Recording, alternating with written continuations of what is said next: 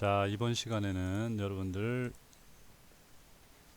원격 지시 컴퍼스하고 원격 지시 계기, 그 다음에 기타 계기 순으로 해서 수업을 진행할 텐데요. 이번에 좀 내용이 좀 어려우니까 잘 들으시고, 원래 제가 한번 다시 녹음을 했었는데 파일이 뭐 잘못돼서 날라갔어요. 그래서 다시 녹음하는 거니까 전 좀 많이 힘드네요. 다시 두 번째 녹음하니까. 여러분들 이런 경우가 종종 있습니다. 여러분들 이해를 해주시고. 자, 참 지난주에 시험은 잘 봤나 모르겠네요. 자, 원격 지시 컴퍼스입니다. 원격 지시 말 그대로 다른 쪽에서 감지를 하고 지시하는 부분은 다른 쪽에 돼 있다 해서 원격입니다. 그래서 컴퍼스에 대해서 원격 지시하는 겁니다. 그래서 직독식 자기 컴퍼스에서 지자기 감지부가 있기 때문에 철제와 뭐 전기기기 등에 의해서 조종실 내에 설치되어 있으므로 어떻게 되겠어요? 자차가 많이 발생하겠죠? 그래서 이러한 자차 같은 오차를 줄이기 위해서 원격 지시 컴퍼스는 감지부를 어디에 한다? 자기의 영향에 작은 영향을 받지 않는 많이 받지 않는 작은 날개 끝이나 꼬리 부분에 장착해서 지시부말 조종 속에 두는 이런 형태로 원격 지시 컴퍼스를 분리를 하게 되어 있습니다. 방법은 마그네신 컴퍼스와 자이로신 컴퍼스 두 가지가 있습니다. 방식은 똑같아요. 그래서 감지부를 항공기 내부에서 자기 영향이 작은 날개 끝이나 꼬리부에 설치하고 지시부를 계기만 설치하고 지자기 감지부에서 발생되는 방위는 지시부로 마그네신 방식의 원격 지시 방식으로 전달하며 지시하는 단순 지시계다.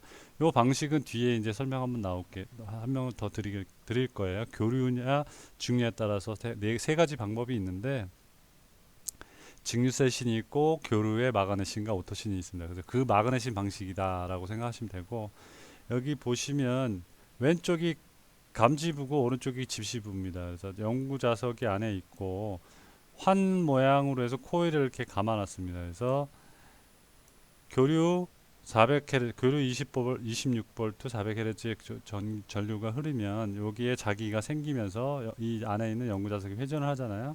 그럼 회전하는 변이량을 이쪽으로 연결, 이쪽으로 연결, 그 다음에 아래쪽으로 연결해서 변이량을 그대로 얘가 회전할 수 있게끔 하고 거기에 연구 좌석에 바늘이 달려서 똑같이 지시해주는 그런 방식의 형태가 마그네신 컴퍼스 형태다.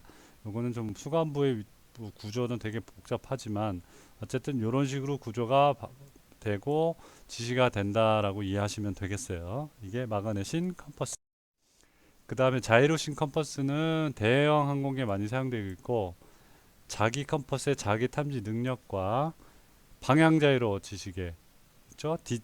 디렉셔널 자이로의 강직성을 정기적으로 조합시켜서 뭐가 없다? 자차가 거의 없고 동적 오차 즉 북선 오차 같은 동적 오차가 없는 게 특징이다.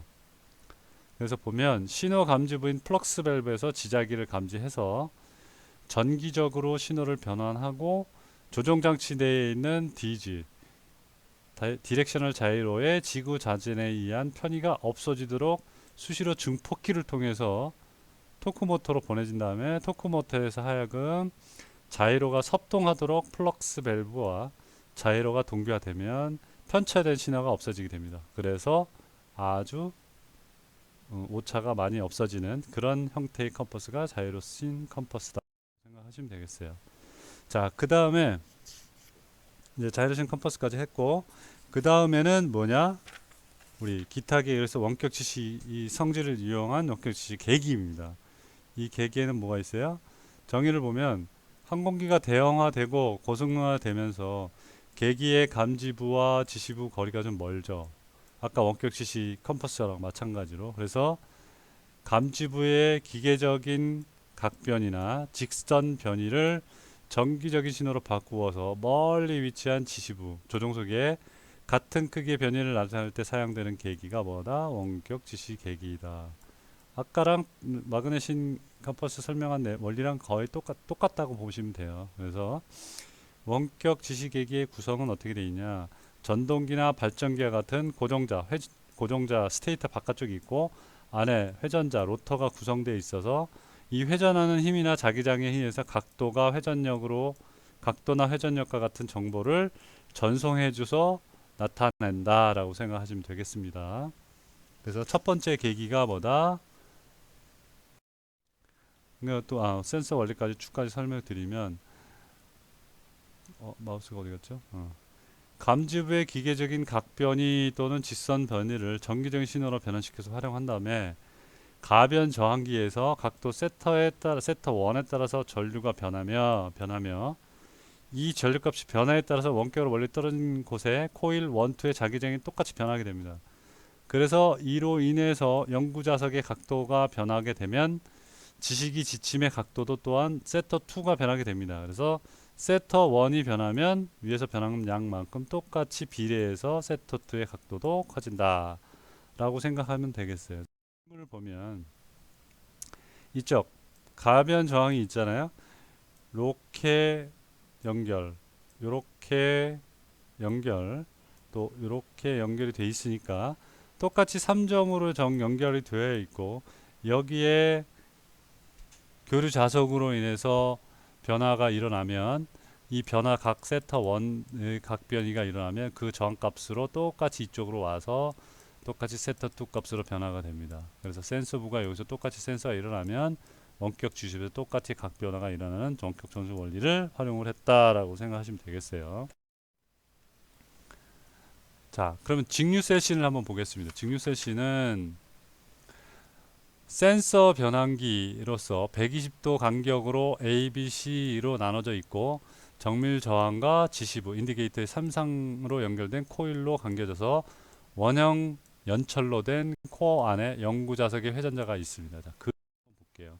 자, A, B, C 120도 각도로 구분이 되어져 있고 정밀 저항 지시부와 3상으로 연결된 코일이 감겨져 있고 그 안에 뭐가 있다?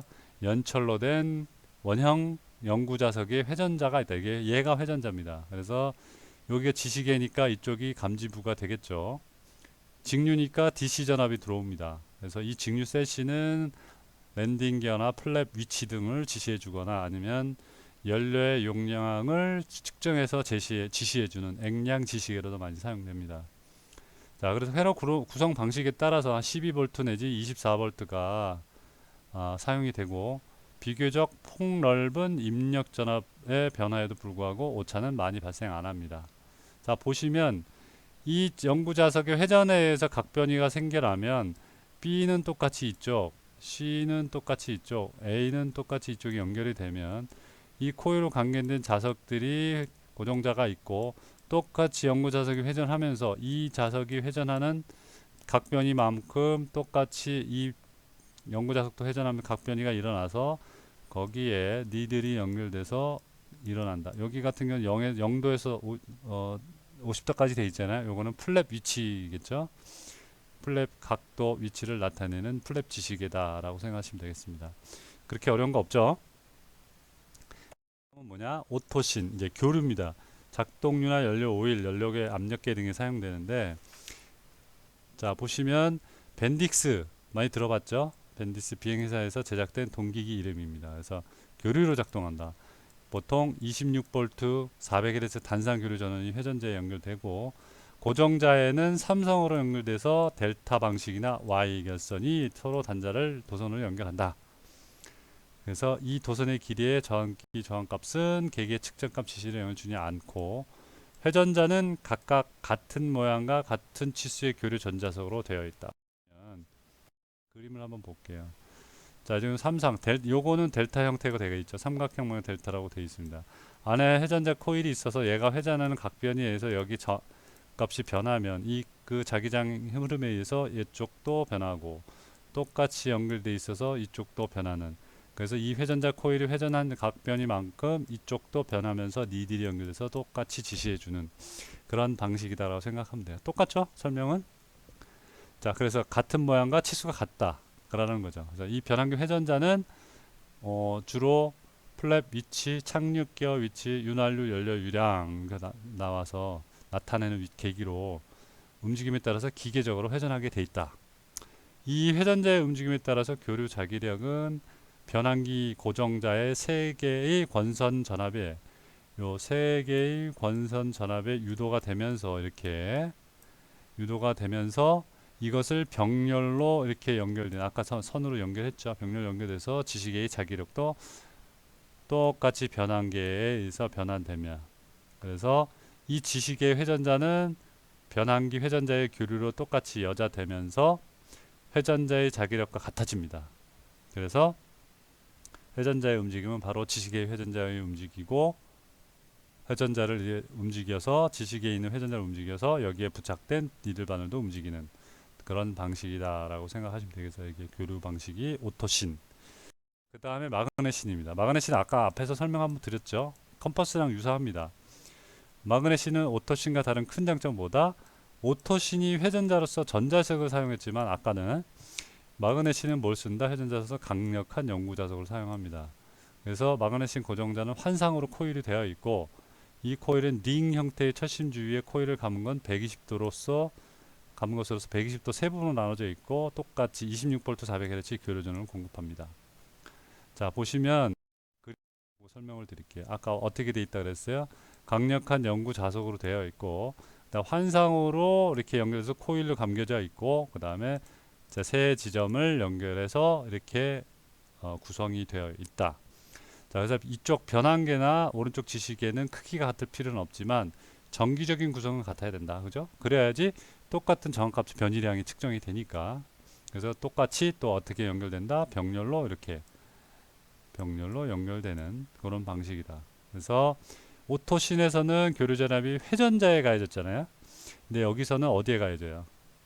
고정자에 가해지죠. 스테이터에. 그래서 이것에 의해서 발생한 철집 내 속의 자속에 의해서 연구 자석 회전자가 자속이 가감이 됩니다. 이 때문에 회전자의 위치에 해당하는 유도 전압이 변환기에 요 마그네슘 변환기에 발생되고, 이 전압은 지시계의 고정자에 자기장에 영향을 주어서 지시계의 회전자를 회전시키면서 여기에 연결된 바늘이 상하로 움직이게 되는 이런 식으로 형태가 되어 있다. 자, 여기까지가 원격 지시계기입니다. 그 다음에 회전계기. 회전계기는 뭐냐면 항공기 기관 측의 회전수를 측정하는 데 사용하는 겁니다. 그래서 회전축의 회전수를 지시하는 계기 해서 회전수 뭐라고? 타코메타 이렇게 표현합니다. 그래서 이건 엔진에 따라 틀립니다. 자, 왕복 엔진은 뭐라다? 크랭크 축의 회전수를 분당 회전수인 RPM으로 표현합니다. RPM 뭐예요? 분당 회전수. 레볼루션 퍼 미닛이죠. 그 다음에 가스터빈 기관은 우리 압축기의 회전수를 그 중에 최대 출력 회전수를 기준으로 해서 압축기 회전수를 뭘로 표현한다? 백분율로 표현해 주는 겁니다. 그래서 왕복 기관은 RPM. 우리 자동차 계기에 보면 RPM 계기 있죠?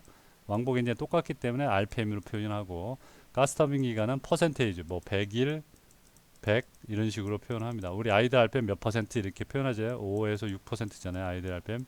이런 식으로 표현하는 게 이 회전계기의 특징이다. 자, 회전계기 특징을 보면 그러면 이제 설명하는 방식에 대해서는 원심력식이 있고, 그 다음에 와전류식, 전기식 계기가 있습니다. 마지막에 동기계, 회전 동조기까지 해서 설명을 이번에 마칠게요. 자, 원심력식 계기는 소형 항공기의 경우에는 기관 회전력을 직접 구부릴 수 있는 플렉시블 구동축을 가지고 해서 계기판에까지 직접적으로 연결시켜서 회전계기에 결합해서 회전수를 표시하는 방법입니다. 자, 요 구동축이 어떻게 되어 있어요? 이렇게 휘어져 있잖아요. 요 구동축이 우리 그냥 일반 고무 튜브 호수 같이 되어 있어서 엔진 구동축하고 연결되어 있습니다. 그러면 엔진 구동축이 회전하면 그 회전수 그대로 여기 오면 어떻게 되겠어요? 엄청난 회전수가 되겠죠. 약간 그거보다는 적은 회전수로 회전해야 되니까 감속 기어를 통해서 구동축이 연결돼서 회전력을 그대로 연결합니다. 자, 이게 기계 회전식은 기관축에 연결돼서 구동축이 회전함에 따라서 회전축에 연결된 기어가 회전을 합니다.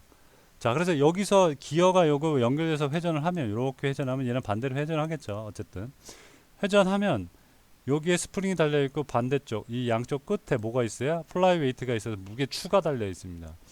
그럼 이게 고속으로 회전하면 어떻게 되겠어요? 양쪽으로 벌어지겠죠. 이게 원심력에 의해서. 그죠? 그러면 스프링이 이 원심력에 의해서 쪼그라든다. 그러면 요 쪼그라들면서 이 락킹 축을 기준으로 해서 얘는 이쪽으로 당겨지겠죠. 얘가 오므라들고 약간 벌어지니까. 그러면 이쪽으로 당겨지면 반대편 이쪽은 어떻게 돼요? 밀어지겠죠. 자, 얘를 밀었으니까 어떻게 됐어요? 얘를 이렇게 밀어집니다. 그러면 요게 톱니바퀴처럼 이렇게 연결되어 있고 밑에 기어랑 연결되어 있으니까 얘가 이쪽으로 회전하면 밑에 있는 기어는 반대로 이렇게 회전하겠죠. 그러면 거기에 연결된 바늘이 여기 있다가 이렇게 회전하는 이런 방식이다라고 생각하시면 되겠어요. 원심력식이. 그러니까 원심력은 우리 회전하는 역이잖아요. 그 성질을 이용해서 나타낸 회전계기다. 크게 어렵지 않죠?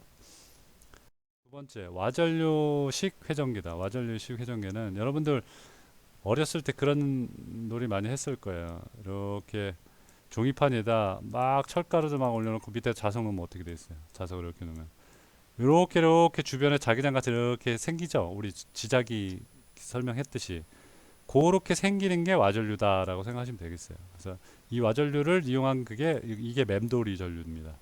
맴돌이 전류 이용해서 한 계기가 이 와전류식 회전계로서 회전 자기장 내에 있는 알루미늄 판 또는 황동의 비자성 양도체로 되어 있는 원판을 그 판에 유기되어 있는 맴돌이 전류 효과에 의해서 회전 자기장과 같은 방향으로 회전의 토크를 받는다. 그러면 이 구조를 맴돌이 전류 커플러라고 합니다. 양쪽에 똑같이 흐르니까 똑같이 회전하면서 이렇게 맴돌이 전류가 생기니까. 그래서 전류 커플러라고 표현하고 맴돌이 전류 커플러. 이때 토크의 크기는 자기장의 세기와 회전 속도에 비례 당연하죠. 자기장의 세기는 영구 자석에 의한 것으로서 설계상 주어진 것이어서 토크는 다만 자기장의 회전 속도에만 비례할 수 있다. 그래서 오른쪽 그림을 보면 117페이지 오른쪽 그림을 보면 나와 있는데 여기서 설명드릴게요. 자력선은 영구자석 N극으로부터 드래그 컵을 통해서 어떻게 요 N극을 통해서 이 안에 들어가 있습니다. 요게 전체 안으로 들어가 있다고 생각하면 돼요. 그러면 영구자석이 NS극이 들어가 있으면 N극을 통해서 드래그 커브를 통해 S극으로 돌아 나옵니다. 그럼 여기 예를 들어 이렇게 N극이 있다 치면 이쪽이 드래그 컵이니까 이렇게 통해서 이렇게 N극을 통해서 S극으로 다시 돌아오게 된다. 그러면 기관의 회전축에 연결된 구동축은 계기에 연결돼서 기관 회전축 이 안에 들어와 있잖아요. 회전축과 같은 속도로 영구자석을 이 안에서 회전시킵니다. 그래서 회전시키면서 자기장이 형성되고 이로 인해서 컵에는 드래그 컵에는 맴돌이 전류가 유기가 됩니다. 그러면서 얘도 같이 회전을 하게 되는 거죠. 이제 밑에가 회전하고 위에 맴돌이 전류 여기에 연결된 분이 이쪽이다라고 생각하면 되겠습니다. 그래서 회전력이 나선형 스프링의 평형화되고 이때 드래그가 달려있는 바늘 구동축과 지시기가 연결돼서 회전수를 지시해주는 그런 방식이다. 자, 그렇게 어렵진 않죠. 그 다음에 전기식은 대표적으로 동기회전자식인 회전기가 많이 씁니다. 그래서 기관 근처에서 기관의 회전 속도를 전기식으로 바꿔주는 회전계 발전기식과 전기 신호를 지시 바늘에 기계적으로 움직이는 재생시키는 회전 지시계로 구성이 되어 있습니다. 그래서 지시기 내에서 전기 신호에서 회전 속도를 표시하는 방식이 이용되고 있다라고 생각하시면 돼요. 그래서 요 다음 그림을 보면 이쪽에 발전기식 계좌라고 있잖아요. 이쪽에 회전되는 그 양을 발전기식 회전량으로 돼서 전기적 신호를 이쪽으로 보내주면 여기서 똑같이 회전된 양을 여기서 똑같이 회전시켜주면서 회전량에 의해서 스프링으로 회전시키면서 얘를 회전시켜주면서 지시 바늘이 지시되는 그런 형태다라고 생각하시면 되겠어요. 그렇게 어려운 건 아닙니다. 자, 근데 마지막으로 동기계. 동기계는 회전 동조계라고 표현하는데 어떻게 되냐면 쌍발 이상의 항공기에서 마스터 엔진과 나머지 기타 엔진을 슬레이브 엔진이라고 표현하는데 타 엔진의 회전 속도를 서로 비교해서 나타낸 계기가 동기계입니다. 그래서 여러 개의 기관을 장착한 항공기에서는 기관의 회전 속도가 같아지도록 조절할 필요가 있겠죠, 당연히. 엔진이 4개 있는데 하나는 틀리고 서로 틀리면 안 되잖아요. 그럴 때 다발 왕복 기관 항공기나 프로펠러를 장착한 항공기의 경우에 각 기관의 회전 속도에 차이가 나는 경우에는 어떻게 된다? 기관이나 프로펠러에 소음이 발생하거나 아니면 불쾌감 또는 불안감을 줄 수도 있어요. 그래서 만일 회전 속도의 차이가 큰 경우에는 회전계의 지시사에 의해 조정할 수 있지만 조절이 거의 불가 몇 RPM이 안 된다면 좀 불가능합니다. 그래서 이걸 맞춰주는 계기가 동기계다. 쉽게 말하면 엔진 하나를 기준해서 나머지 세 개의 기준, 두 개의 엔진을 기준을 얘한테 맞춰준다라고 생각하시면 되겠어요. 자, 그래서 미세한 회전수까지도 정확하게 지시를 해주고, 동기계는 일종의 유도 전동기, 회전축의 지시 바늘을 부착시킨 것이다. 그래서 마스터 엔진에서는 3상을 동기계 스테이터 코일에 인가하고, 슬레이브 엔진에서는 단상을 필드 코일에 부과해서 스테이터와 로터에 각각 교류에 의한 회전자계와 단독 자계를 형성하도록 합니다. 그래서 보면 여기 있네요. 이쪽에서 마스터 엔진에 회전자가 있고, 여기 회전자는 양하고 얘를 비교했을 때 만일 회전 속도의 차이가 생기게 되면 회전 자기장이 달라져 갖고 오른쪽 이 로터의 회전 방향이 결정되고 바늘이 회전합니다. 그래서 슬레이브 기관이 마스터 기관의 회전 속도가 작으면 어떻게 되겠어요? 슬레이브 기관이 고정자의 회전 자기장이 회전자의 회전 자기장을 지연시키기 때문에 지시 바늘은 어떻게 된다? 여기서 슬로우가 되는 겁니다. 마스터 엔진에 비교해서 나머지 엔진이 적다, 느리다 이렇게 표현해 주는 거죠. 자, 여기까지 해서 동기계까지 설명을 드렸고요. 7주차까지 설명을 드렸으니까 여러분들 고생하셨고 다음 시간에 또 만날 수 있도록 합시다. 고생하셨습니다.